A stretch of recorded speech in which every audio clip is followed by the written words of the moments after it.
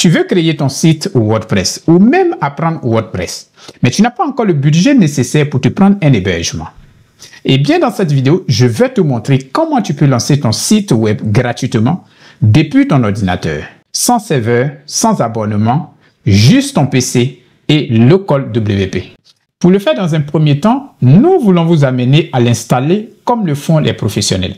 Alors, ici, vous allez d'abord venir sur votre navigateur et au niveau de votre navigateur, vous allez taper localwp.com.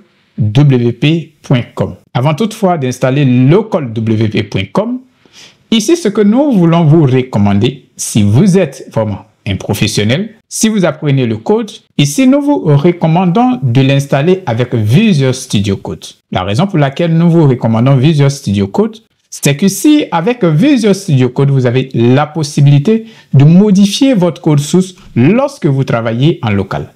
Alors là, ce que nous allons faire, c'est de revenir au niveau de notre navigateur. Et là, si vous voulez installer Visual Studio Code, si vous allez mettre VS Code, donc là, j'ai écrit, vous mettez simplement VS Code 2022 Download. Et là, vous allez tomber simplement sur ce premier lien. Donc, Visual Studio, ici, vous allez voir studio.microsoft.com. Alors, nous allons cliquer sur le premier lien ici. À ce niveau, vous allez tomber sur la page de téléchargement. Ici, vous avez Visual Studio Code, celui qui est en bas. Et vous avez ici la version 2022 qui est juste ici. Ce que vous devez faire, c'est de sélectionner ici Community. Donc, vous allez cliquer sur Télécharger.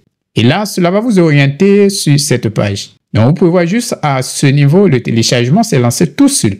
Alors, une fois le téléchargement lancé, ce que vous devez faire ici, c'est de venir et de l'installer. Donc, vous allez simplement cliquer. Et une fois que vous cliquez, vous allez recevoir un pop-up vous demandant de l'installer. Moi, dans mon cas, je l'ai déjà installé. Donc, ici, nous n'allons pas l'installer à nouveau.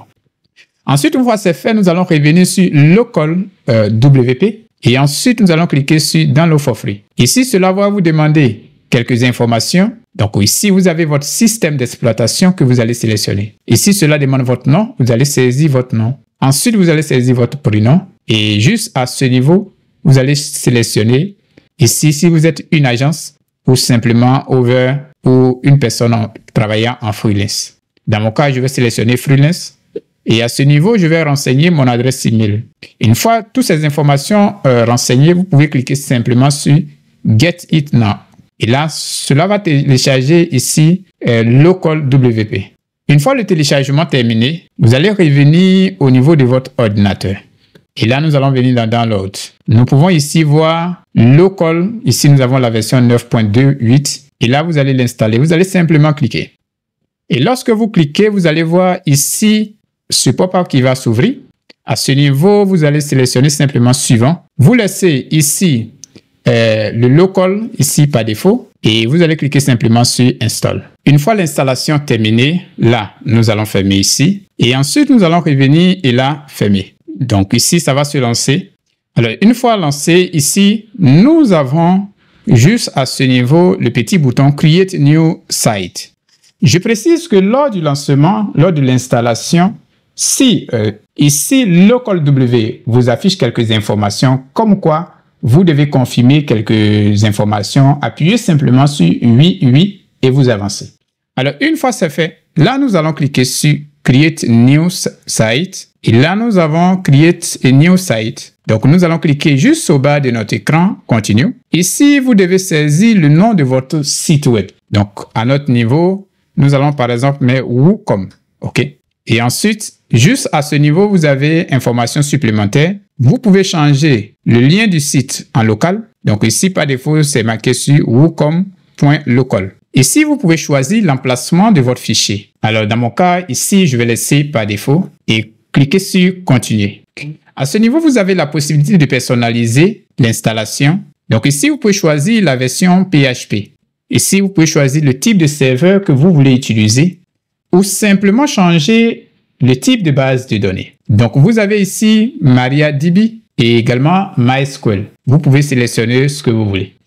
À ce niveau, je vais venir sur Préférences et ici, lorsque vous cliquez, vous allez voir ici la version PHP qui est sélectionnée par défaut.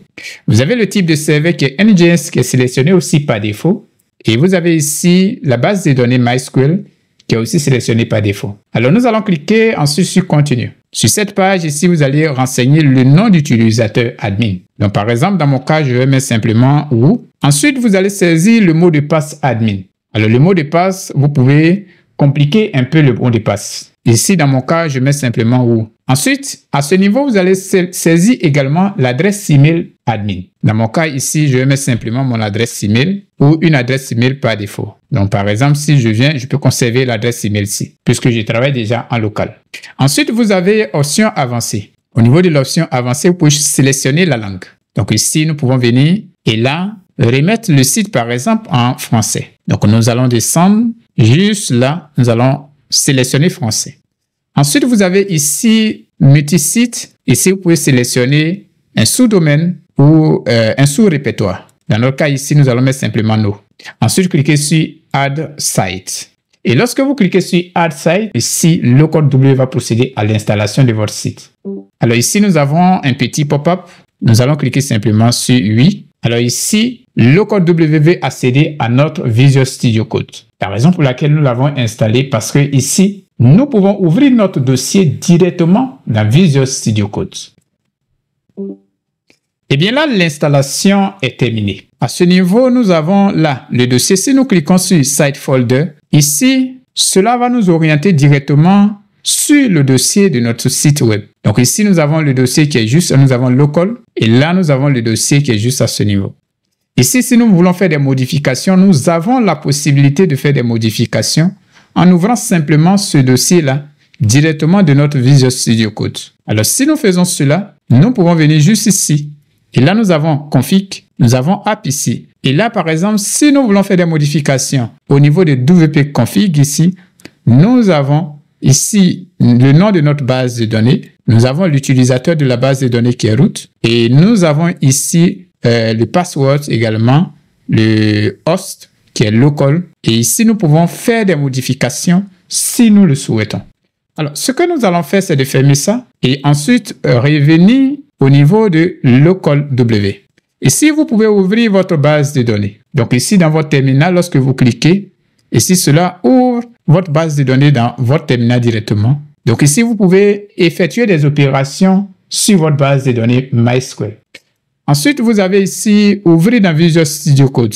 Tout à l'heure, nous avons vu ici comment l'ouvrir. Donc ici, vous pouvez voir pour ouvrir également le dossier directement dans votre Visual Studio Code et faire également des modifications. Raison pour laquelle nous vous avons conseillé d'installer Visual Studio Code. Alors, une fois c'est fait, ici, nous pouvons fermer. Vous avez ici le Overview qui est juste à ce niveau. Donc ici, cela vous montre d'abord dans un premier temps votre nom de domaine que vous pouvez changer ici. Bien sûr, il s'agit de votre nom de domaine en local. Nous allons cliquer sur Cancel. Vous avez ici le certificat SSL qui est marqué True ici. Vous avez ici Web Server. Donc, au niveau du Web Server, ici, nous utilisons Nginx. Et vous avez la version PHP que vous pouvez modifier si vous souhaitez. Vous avez le type de base de données qui est MySQL qui a été installé. Et vous avez la version WordPress qui est juste ici. Vous avez multi-site non. Et là, vous avez IsDebug qui est ici désactivé. Ensuite, si vous cliquez juste là, vous avez quelques informations sur votre base de données. Au niveau de la base de données ici, nous avons par exemple host, donc ici local. Le port ici, nous avons 10005. Nous avons ici database name qui est local, chose que vous pouvez changer plus tard lorsque vous allez déployer votre site web. Ici, nous avons le username, le password également. Ici, nous avons le tools, donc les outils que vous pouvez utiliser juste ici. Juste à ce niveau, vous avez des configurations, donc login. Ici, préférence, vous pouvez changer quelques informations. Donc ici, vous avez juste là le thème que vous pouvez modifier. Et vous avez également New Site Default que vous pouvez également changer. Donc les répertoires ici. Vous avez la langue que vous pouvez changer. Tout à l'heure, nous avons vu que la langue par défaut était ici l'anglais. Vous pouvez changer tout ça. Ici, vous avez quelques configurations et Connect à compte Advanced. Alors, nous pouvons venir juste ici et fermer. Ici, nous pouvons maintenant accéder à notre site web. Comme ici, nous avons d'autres configurations, mais nous n'allons pas revenir dessus. Ici, vous avez d'autres librairies ici que vous pouvez utiliser. Ici, des FAQ. Alors, ici, ce que nous faisons, c'est de venir juste ici et cliquer sur WP Admin. simplement comme ça. Et lorsque nous cliquons, nous sommes automatiquement orientés sur notre site internet. Alors à ce niveau, nous avons mis comme nom d'utilisateur Woo et mot de passe, nous avons mis également Woo. Donc nous allons saisir les deux et là cliquer sur se connecter. Et là, si nous faisons cela, nous sommes connectés maintenant à notre site web. Et si vous pouvez venir juste là et cliquer sur aller au site, et là, vous avez votre site internet. Ce que vous pouvez faire également, vous pouvez installer un thème, des plugins.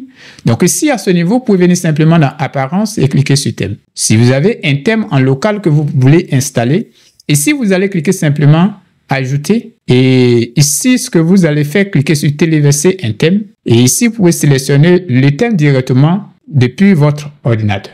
Si vous voulez installer un thème, par exemple, vous allez chercher un thème. Par exemple, vous avez ici Astra. Donc, vous pouvez cliquer simplement comme ça.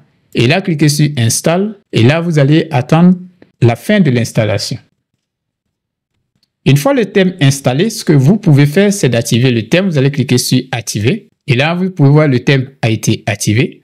Si nous revenons au niveau de aller au site, nous pouvons voir qu'ici, le design de notre site a automatiquement changé. Vous avez aussi la possibilité d'ajouter des plugins. Par exemple, vous pouvez venir juste ici. Et là, cliquez sur Extension. Et juste à ce niveau, vous pouvez cliquer sur Ajouter une extension. Et ici, vous pouvez téléverser une extension comme nous l'avons vu en ce qui concerne le thème. Ou simplement choisir une extension parce que ici, par exemple, si nous mettons WooCommerce. Donc ici, nous allons mettre simplement WooCommerce. Et juste ici, vous pouvez voir simplement installer maintenant. Vous pouvez cliquer sur Installation et vous allez attendre jusqu'à la fin de l'installation. Une fois l'installation terminée, vous pouvez venir juste ici et cliquer sur Activer. Eh bien, vous avez un petit pop-up qui s'affiche ici, Configurer ma boutique. Vous pouvez directement configurer votre boutique à ce niveau. OK? Donc, ici, nous allons cliquer, par exemple, sur Configurer ou simplement Ignorer. Et ici, nous allons choisir notre pays, par exemple, la Côte d'Ivoire. Et ensuite, cliquer sur Accéder. Donc, ici, nous allons attendre la fin de l'installation. Et bien là, nous avons WooCommerce installé. Ici, nous pouvons configurer notre boutique. Alors, nous sommes à la fin de cette vidéo. Et nous espérons vraiment que cette vidéo vous a aidé. Si vous souhaitez voir comment déployer votre site web juste après avoir fini de travailler, vous pouvez laisser dans les commentaires et nous allons vous expliquer, vous montrer comment vous pouvez déployer votre site web sur un VPS lorsque vous finissez de travailler en local. Si cette vidéo vous a plu, n'hésitez pas de liker, de partager au maximum. Et si vous n'êtes pas encore abonné, nous vous invitons à vous abonner, activer la cloche de notification pour vous assurer que vous ne manquerez pas nos futures vidéos. Sur ce, nous vous disons à très bientôt et portez-vous bien.